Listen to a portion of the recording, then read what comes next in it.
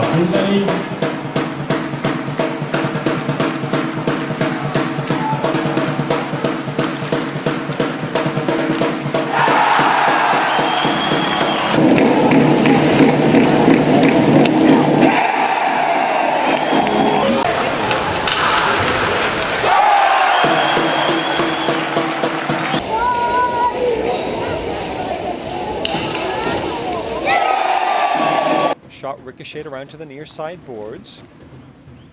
Puck found its way back to the point, and a nice tip into the net by Patrick Asselin. Mads Bodker took the shot, which was going wide until Asselin redeflected it on goal. First power play goal of the game, and the Danes suddenly had a 2-0 lead. Later in the first period, another power play opportunity. And stop me if you've heard this before, Patrick Asselin with the puck down low, getting it in front and scoring his second goal of the game, second power play goal of the game.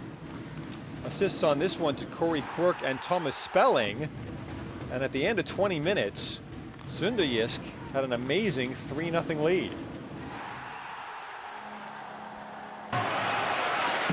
Og den der stor forflytning fra Haugen retur! Og den ligger løs derinde. Sønderjysk er foran med 2-1. Stor redning ellers fra Brian Haugen. Specielt den anden, han har der. Men alt løber Sønderjyskes vej i øjeblikket. Ja, kæmpe redning i sideforflytning af Haugen, men så er der altså for mange Frederikshavner, der slet ikke tager ansvar. Og glemmer at rydde op for en eget mål. Og så bliver der stille her i Skanel Hockey Arena. En ny løs puk, og denne gang Asselin der over den. Først den her for Walters. Så den her redning er stor. Den er stor. Men læg mærke til, hvor mange Frederikshavner-spillere vi kan se i billedet. Og ingen er derinde og rydde. Husson ser ud til at have.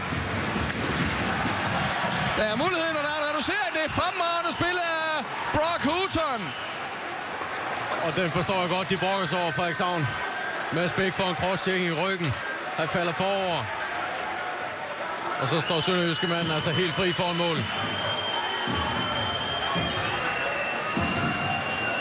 Prøv at holde øje med Mads Bæk inden for en mål.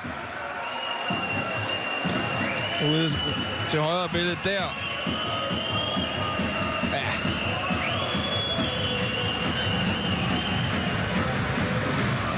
Mads Bæk simpelthen taget ud af spillet.